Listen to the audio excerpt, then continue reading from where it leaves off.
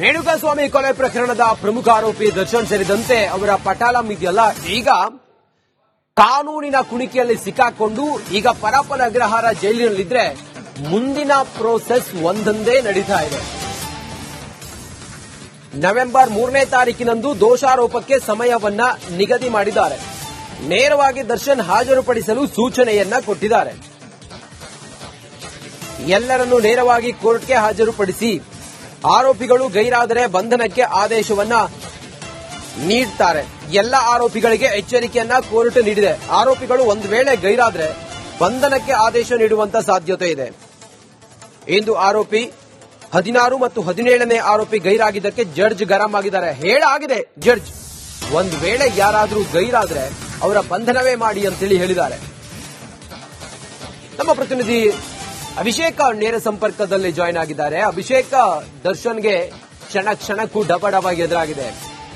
ಸೋಮವಾರ ಏನಾಗಬಹುದು, ನ್ಯಾಯಾಧೀಶರು ಏನ್ ಹೇಳಿದ್ದಾರೆ, ಇವತ್ತು ಗೈರಾದವರಿಗೆ ಜಡ್ಜ್ ಏನಂತೇಳಿ ಖಡಕ್ ಎಚ್ಚರಿಕೆ ಕೊಟ್ಟಿದ್ದಾರೆ. ಅಭಿಷೇಕ್,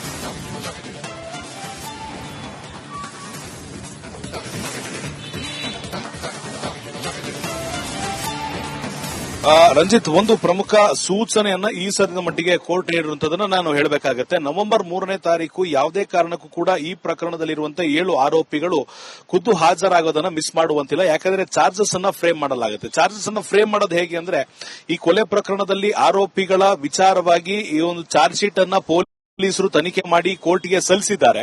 ಆದ್ರೆ ಒಬ್ಬೊಬ್ಬ ಆರೋಪಿಯ ಮೇಲೆ ಇರುವಂತಹ ಅಲಿಗೇಷನ್ಗಳ ಚಾರ್ಜ್ ಗಳನ್ನ ಫ್ರೇಮ್ ಮಾಡೋದಂದ್ರೆ, ಈ ಒಂದು ಪ್ರಕರಣದಲ್ಲಿ ನೀವು ಭಾಗಿಯಾಗಿದ್ದೀರಾ ಅನ್ನೋ ಒಂದು ಮಾಹಿತಿ ಇದೆ, ನೀವು ಇಷ್ಟು ಗಂಟೆಗೆ ಇಲ್ಲಿಂದ ಇಲ್ಲಿ ವಾಹನದಲ್ಲಿ ಹೆಣವನ್ನ ಸಾಗಿಸಿದ್ದೀರಾ ಅನ್ನೋ ಮಾಹಿತಿ ಇದೆ, ಈ ಜಾಗದಿಂದ ಹೆಣವನ್ನ ಬಿಸಾಡಿದ್ದೀರಾ ಅನ್ನೋ ಮಾಹಿತಿ ಇದೆ. ಈ ರೀತಿ ಪ್ರತ್ಯೇಕವಾದಂತಹ ಅಲಿಗೇಷನ್ ಗಳನ್ನ ಫ್ರೇಮ್ ಮಾಡೋದನ್ನ ಚಾರ್ಜ್ ಫ್ರೇಮಿಂಗ್ ಅಂತ ಕರೀತಾರೆ.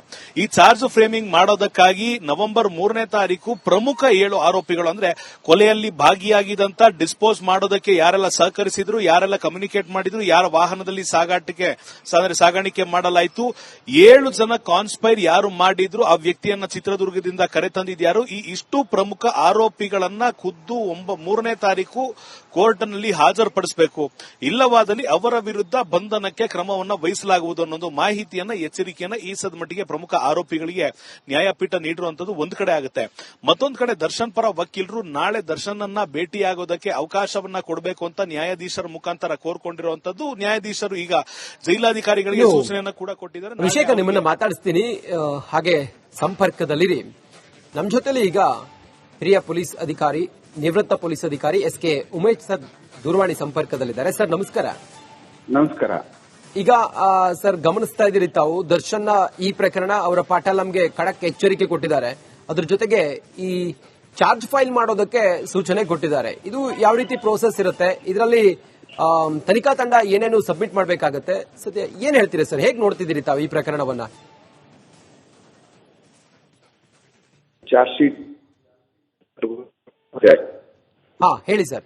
ಪೂರ್ಣ ಪ್ರಮಾಣದ ಚಾರ್ಜ್ ಶೀಟ್ ನ್ಯಾಯಾಲಯಕ್ಕೆ ಸಲ್ಲಿಕೆ ಆದ್ಮೇಲೆ ಅದು ನೆಕ್ಸ್ಟ್ ಪ್ರೋಸೆಸ್ ಏನು ಹಿಯರಿಂಗ್ ಆದೋ ಇದುವರೆಗೂ ಅದಾದ ನಂತರ ನ್ಯಾಯಾಲಯದ ಒಂದು ಇದು ಅವಕಾಶಗಳು, ಟೈಮ್ಗಳು ಬರ್ತಾ ಇದ್ದಾಗನೆ ಅದಕ್ಕೆ ಒಂದು ಟ್ರಯಲ್ ಫಿಕ್ಸ್ ಮಾಡಬೇಕಾದಂತ ಪರಿಸ್ಥಿತಿ ಬರುತ್ತೆ. ಆ ಟ್ರಯಲ್ ಫಿಕ್ಸ್ ಮಾಡುವಂತ ಸಮಯ ಮೊದಲೇ ಇದೊಂದು ಚಾರ್ಜ್ ಫ್ರೇಮ್ ಮಾಡುವಂತದ್ದು ಆರೋಪಿತರ ವಿರುದ್ಧವಾಗಿ ಒಂದು ನ್ಯಾಯಾಲಯದಲ್ಲಿ ನಡೀತಕ್ಕಂಥ ರೆಗ್ಯುಲರ್ ಪ್ರಕ್ರಿಯೆ ಇದು.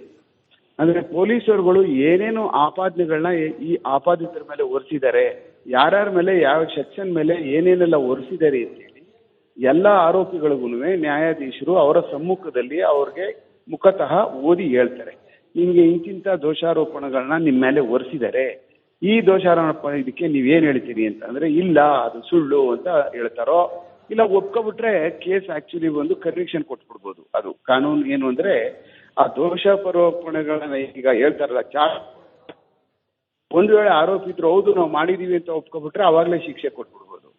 ಆದ್ರೆ ಪ್ರಕ್ರಿಯೆನಲ್ಲಿ ಯಾರು ಒಪ್ಕೊಳ್ಳಲ್ರು. ಆ ಒಪ್ಕೊಳ್ಳದೆ ಇರೋದಕ್ಕೆ ಏನ್ ಮಾಡ್ತಾರೆ ಅಂದ್ರೆ, ಪ್ರತಿಯೊಂದಕ್ಕೂ ಇಲ್ಲ ನಮ್ಗೆ ಗೊತ್ತಿಲ್ಲ, ಸುಳ್ಳು ಸುಳ್ಳು ಅಂತ ಹೇಳ್ಕೊಂಡು ಹೋಗ್ತಾರೆ. ಆವಾಗ ಮತ್ತೆ ಎಲ್ಲರಿಗೂ ಓದಿ ತಿಳಿಸಾದ್ಮೇಲೆ ನಂತರ ಅದನ್ನ ಮುಂದಿನ ಪ್ರಕ್ರಿಯೆಗೆ ಪ್ರಕರಣ ಮುಂದಕ್ಕೆ ಹೋಗ್ತದೆ.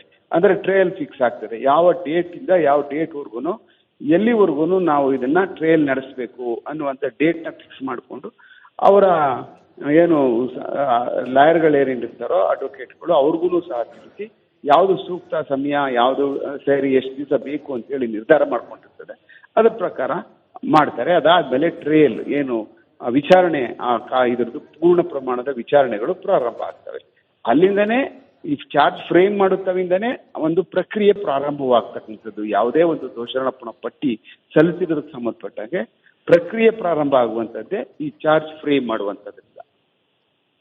ಓಕೆ ಉಮೇಶ್ ಸರ್, ಈಗ ಈ ಹಂತ ಎಷ್ಟು ಮಹತ್ವ ಸರ್? ಈ ಹಂತ ಎಷ್ಟು ಮಹತ್ವ, ಜೊತೆಗೆ ಇಲ್ಲಿವರೆಗೂ ಕೂಡ ಸಂಗ್ರಹಿಸಿದಂತ ಎವಿಡೆನ್ಸ್ಗಳು, ಕೆಲವು 164 ಸ್ಟೇಟ್ಮೆಂಟ್ಗಳು, ಇದೆಲ್ಲವೂ ಕೂಡ ಎಷ್ಟು ಮಹತ್ವ ಪಡ್ಕೊಳ್ಳುತ್ತೆ ಈ ಹಂತಕ್ಕೆ ಸರ್? ಇಲ್ಲ, ಈ ಹಂತದಲ್ಲಿ ಯಾವುದೇ ತರವಾದಂತಹ ಒಳಗಡೆ ಏನೇನ್ ದಾಖಲಾತಿಗಳೇನಿದಾವಲ್ಲ ಅದನ್ನ ಯಾವುದನ್ನು ಸಹ ನ್ಯಾಯಾಲಯ ಪರಿಗಣಿಸಿರುವುದಿಲ್ಲ, ನೋಡಿರುವುದಿಲ್ಲ. ಇದುವರೆಗೂ ಯಾವುದೇ ತರವಾದಂತಹ ದಾಖಲಾತಿಗಳನ್ನ ಪರಿಶೀಲನೆಗೆ ನ್ಯಾಯಾಲಯ ನೋಡೋದಕ್ಕೆ ಹೋಗಿರಲ್ಲ. ಯಾವಾಗ ಚಾರ್ಜ್ ಶೀಟ್ ಫ್ರೇಮ್ ಆಗಿ ಚಾರ್ಜ್ ಶೀಟ್ ಕಮಿಟಲ್ ಆಗಿ ಮ್ಯಾಜಿಸ್ಟ್ರೇಟ್ ಕೋರ್ಟ್ ಇಂದ ಸೆಷನ್ಸ್ ಕೋರ್ಟ್ಗೆ ಬಂದಾದ್ಮೇಲೆ ಆ ಫೈಲು ಚಾರ್ಜ್ ಫ್ರೇಮ್ ಮಾಡೋಕ್ಕೋಸ್ಕರನೇ ಇವಾಗ ಬರುತ್ತೆ. ಒಂದ್ ವೇಳೆ ಚಾರ್ಜ್ ಫ್ರೇಮ್ ಮಾಡುವಂತ ಸಮಯದಲ್ಲಿ ಏನು ಅಂತ ಅಂದ್ರೆ ಚಾರ್ಜ್ ಶೀಟ್ ನ ನೋಡ್ಕೊಂಡು ಏನೇನು ಪೊಲೀಸರುಗಳು, ತನಿಖಾಧಿಕಾರಿಗಳು ಇವರು ವಿರುದ್ಧವಾಗಿ ಆಪಾದನೆಗಳು ಮಾಡಿದ್ದಾರೆ ಅನ್ನುವಂಥದ್ದನ್ನ ಒಂದು ಪಟ್ಟಿ ಕೋರ್ಟ್ ತಯಾರು ಮಾಡ್ಕೊಂಡಿರ್ತದೆ. ಆ ಕೋರ್ಟ್ ಪಟ್ಟಿ ಏನ್ ತಯಾರಾಗಿರ್ತದಲ್ಲ ಅದ್ರ ಪ್ರಕಾರ ಅವ್ರು ಓದ್ಕೊಂಡು ಹೋಗಿ ಹೇಳ್ತಾರೆ, ಇಂತಿಂತ ಆಪಾದನೆಗಳನ್ನ ಚಾರ್ಜ್ ಶೀಟ್ ನಲ್ಲಿ ಆಪಾದನಾ ಪಟ್ಟಿನಲ್ಲಿ ಮೇಲೆ ಹೊರಿಸಿದ್ದಾರೆ ಅಂತ ಒಂದೊಂದೇ ಆಪಾದನೆಗಳನ್ನ ಹೇಳ್ಕೊಂಡು ಹೋಗುವಂತದ್ದಾದ್ದರಿಂದ ಬರೀ ಚಾರ್ಜ್ ಶೀಟ್ ನ ಮೇಲ್ಮೈ ಏನಿರ್ತದಲ್ಲೋ ಅದನ್ನು ಮಾತ್ರ ನ್ಯಾಯಾಲಯ ಪರಿಗಣನೆ ಮಾಡಿರ್ತದೆ. ಬೇರೆ ಒಳಗಡೆ ಇರ್ತಕ್ಕಂಥ ಯಾವುದೇ ದಾಖಲಾತಿಗಳನ್ನ ಪರಿಶೀಲನೆಗೆ ನ್ಯಾಯಾಲಯ ಈ ಸಮಯದಲ್ಲಿ ಹೋಗಿರುವುದಿಲ್ಲ.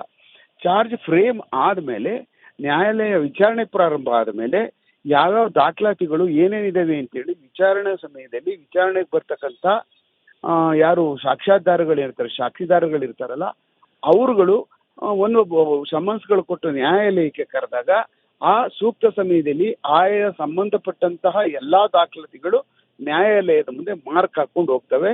ಮತ್ತೆ ಯಾರ್ಯಾರು ಏನೇನು ಹೇಳ್ತಾರೆ ಅನ್ನುವಂಥ ದಾಖಲಾತಿಗಳು ಅವತ್ತೇ ನ್ಯಾಯಾಲಯಕ್ಕೆ ಗಮನಕ್ಕೆ ಬರೋಕೆ ಸಾಧ್ಯ ಆಗ್ತದೆ. ಯಾವುದೇ ಪೂರ್ವಾಪೂರ್ವವಾಗಿ ಯಾವುದೇ ಕೇಸ್ನ ಒಂದು ಈ ತರದ ಪ್ರಕರಣಗಳಲ್ಲಿ ಯಾವುದನ್ನೇ ಆಗಲಿ ಪೂರ್ಣ ಪ್ರಮಾಣದಲ್ಲಿ ನ್ಯಾಯಾಧೀಶರು ಸಾಮಾನ್ಯವಾಗಿ ನೋಡಿಕೆ ಹೋಗಲ್ಲ. ಅದು ಯಾವಾಗ ಅವ್ರಿಗೆ ಗೊತ್ತಾಗ್ತದೆ ಅಂತಂದ್ರೆ ಯಾವಾಗ ವಿಚಾರಣಾ ಕಾಲದಲ್ಲಿ ಪ್ರತ್ಯಕ್ಷದಾರಿ ಸಾಕ್ಷಿಗಳು ಪರೋಕ್ಷ ಸಾಕ್ಷಿಗಳನ್ನ ಒಬ್ಬೊಬ್ಬರನ್ನ ವಿಚಾರಣೆ ಮಾಡ್ಕೊಂಡು ಹೋಗ್ತಾ ಇರ್ತಕ್ಕಂಥ ಸಮಯದಲ್ಲಿ ಪೂರ್ಣ ಪ್ರಮಾಣದಲ್ಲಿ ನ್ಯಾಯಾಧೀಶರುಗಳು ಸಂಪೂರ್ಣವಾಗಿ ಆ ಕೇಸಿನ ಎಲ್ಲಾ ಕಡತವನ್ನ ತಿಳ್ಕೊಳ್ತಾರೆ. ಮತ್ತೆ ಎಲ್ಲಾ ದಾಖಲಾತಿಗಳಿಗೆ ಸಂಬಂಧಪಟ್ಟಾಗಿ ಪೂರ್ಣವಾಗಿ ಅವ್ರಿಗೆ ಗೊತ್ತಾಗ್ತಾ ಇರ್ತದೆ. ಮತ್ತೆ ನ್ಯಾಯಾಲಯದಲ್ಲಿ ವಿಚಾರಣಾ ಕಾಲದಲ್ಲಿ ಮಾರ್ಕ್ ಆಗ್ತಾ ಇರ್ತದೆ. ಆ ಕಾರಣಕ್ಕೆ ಚಾರ್ಜ್ ಫ್ರೇಮ್ ಮಾಡುವಂತ ಕಾಲದಲ್ಲಿ ಚಾರ್ಜ್ ಶೀಟ್ ಮೇಲ್ಭಾಗದಲ್ಲಿ ಏನಿರುತ್ತೋ ಅದಕ್ಕೆ ಪೂರಕವಾದಂತ ಕೆಲವಷ್ಟು ಚಾರ್ಜ್ಗಳನ್ನ ಓದಿ ತಿಳಿಸ್ತಾರೆ. ಉಮೇಶ್ ಸರ್, ಒಂದು ವೇಳೆ ಆರೋಪ ಸಾಬೀತಾಯ್ತು ಅಂತ ಹೇಳಿ ಆದ್ರೆ ಎಷ್ಟು ವರ್ಷ ಜೈಲಾಗಬಹುದು, ಏನ್ ಸಜೆಸ್ಟ್ ವಿಧಿಸಬಹುದು ಕೋರ್ಟ್ ದರ್ಶನ್ಗೆ ಅಂತ? ಏನಾಗುತ್ತೆ ಅಂದ್ರೆ ಇವೆಲ್ಲ ಯಾವುದೇ ಮರ್ಡರ್ ಕೇಸ್ಗಳಲ್ಲಿ ಜೀವಾವಧಿ ಶಿಕ್ಷೆ ಅಂತಾನೆ ಆಗುವಂತದ್ದು. ಅದು ಕಲ್ಪಬಲ್ ಹೋಮಿಸೈಡ್ ಅಂದ್ರೆ ಅಮೌಂಟಿಂಗ್ ಟು ನಾಟ್ ಮರ್ಡರ್, ಹೊಡಿಬೇಕು ಸಾಯಿಸ್ಬೇಕು ಅಂತ ಹೊಡೆದಿಲ್ಲ, ಅಕಸ್ಮಾತ್ ಹೊಡೆದ ಅಂತ ಅನ್ನಿ, ಹೊಡೆದಿರೋದು ಪ್ರೂವ್ ಆಯ್ತು ಅನ್ನಿ, ಆ ಹೊಡೆದಿರ್ತಕ್ಕಂಥದ್ದು ಅಚಾನಕ್ ಹೊಡೆದು ಅವ್ನು ಸತ್ಬಿಟ್ಟಿದ್ದಾರೆ ಆಗಿರುವಂತದ್ದು. ಈ ಮನುಷ್ಯನ ಹತ್ರ ಇಂಟೆನ್ಷನ್ ಇಲ್ಲ ಅಂದ್ರೆ ನಾವೆಲ್ಲ ಪೂರ್ಣ ಪ್ರಮಾಣದ ಮೆನ್ಸೀರಿಯಾ ಪ್ರೂವ್ ಮಾಡ್ಬೇಕಲ್ಲ. ಮೆನ್ಸೀರಿಯಾ ಮೀನ್ಸ್ ಇಂಟೆನ್ಷನ್. ಒಬ್ಬ ಮನುಷ್ಯನ ಕೊಲ್ಲೇಬೇಕು ಅಂತ ಅನ್ನುವಂತ ಕಾರ್ಯಕ್ರಮ ನನ್ನ ತಲೆನಲ್ಲಿ ಇದ್ದು ಅವನ ಮೇಲೆ ಎರಗಿದಾಗ ಅದು ಇಂಟೆನ್ಷನ್ ಅಂತ ಬರುತ್ತೆ. ಮೆನ್ಸೀರಿಯಾ ಅಂತ ಕರಿತೀವಿ ನಾವು ಅದಕ್ಕೆ. ಅದು ಪೂರ್ಣ ಪ್ರಮಾಣದಲ್ಲಿ ಎಸ್ಟಾಬ್ಲಿಷ್ ಆಗ್ಬೇಕು. ಒಂದು ವೇಳೆ ಕೆಲವಷ್ಟು ಕೇಸ್ಗಳಲ್ಲಿ ಏನಾಗುತ್ತೆ ಅದು ಎಸ್ಟಾಬ್ಲಿಷ್ ಆಗಲ್ಲ, ಪೂರ್ಣ ಪ್ರಮಾಣದ ಇಂಟೆನ್ಷನ್ ಎಸ್ಟಾಬ್ಲಿಷ್ ಆಗಲ್ಲ. ಅವಾಗ ಕೆಲವಷ್ಟು ಕೇಸ್ಗಳಲ್ಲಿ ಕಲ್ಪಬಲ್ ಹೋಮಿಸೈಡ್ ಅಂತ ಅಂದ್ರೆ ಏನೋ ಮಾಡೋಕ್ ಹೋಗಿ ಏನೋ ಆಗಿದೆ ಪಾಪ ಅನ್ನುವಂತ ಒಂದು ಪಾಪದ ಇದಕ್ಕೆ ಶಿಕ್ಷೆಯ ಪ್ರಮಾಣಗಳು ಗುರುತಿಸಲ್ಪಡ್ತವೆ. ನನ್ನ ಲೆಕ್ಕದಲ್ಲಿ ಇದು ಆ ತರ ಆಗಲ್ಲ. ಯಾಕೆಂತಂದ್ರೆ ಬಹಳ ಅತ್ಯಂತ ಹೆಚ್ಚಿನ ಎವಿಡೆನ್ಸಸ್ಗಳು ಸಾಕ್ಷ್ಯಾಧಾರಗಳನ್ನ ಸಂಗ್ರಹಿಸಿದ್ದಾರೆ.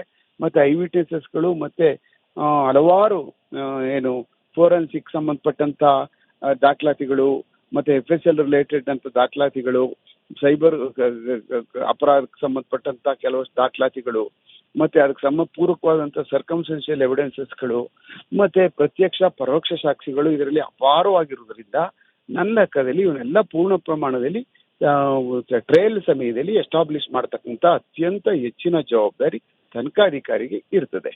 ಆವಾಗ ಇದನ್ನ ಪೂರ್ಣ ಪ್ರಮಾಣದಲ್ಲಿ ತನಿಖಾಧಿಕಾರಿ ನ್ಯಾಯಾಲಯದ ಮುಂದೆ ಸಾಕ್ಷಿದಾರಗಳ ಮುಖಾಂತರ ನ್ಯಾಯಾಲಯನ ಕನ್ವಿನ್ಸ್ ಮಾಡಿದಾಗ ಅವ್ರಿಗೆ ಶಿಕ್ಷೆ ಆಗ್ತಕ್ಕಂಥದ್ದು ಆಗುವಂಥದ್ದು ಆಗ್ತದೆ. ಅದರಲ್ಲಿ ಯಾರ್ಯಾರಿಗೆ ಯಾವ ಪ್ರಮಾಣದಲ್ಲಿ ಆಗ್ತದೆ ಅಂತ ಅಂದ್ಬಿಟ್ಟು ಈಗಲೇ ಹೇಳೋಕ್ಕಾಗೋದಿಲ್ಲ. ಅದು ಫೈನಲಿ ಯಾರ್ಯಾರು ಏನೇನು ಹೇಳಿದ್ದಾರೆ ಸಾಕ್ಷಿದಾರಗಳು ಅಂತ ಅನ್ನುವಂಥದ್ರ ಮೇಲೆ ನಿಂತಿರುತ್ತೆ. ಓಕೆ ಸರ್, ಥ್ಯಾಂಕ್ ಯು ಇಷ್ಟೊತ್ತು ನಮ್ಮ ಜೊತೆಲಿ ತಾವು ಮಾತಾಡಿದ್ದಕ್ಕೆ.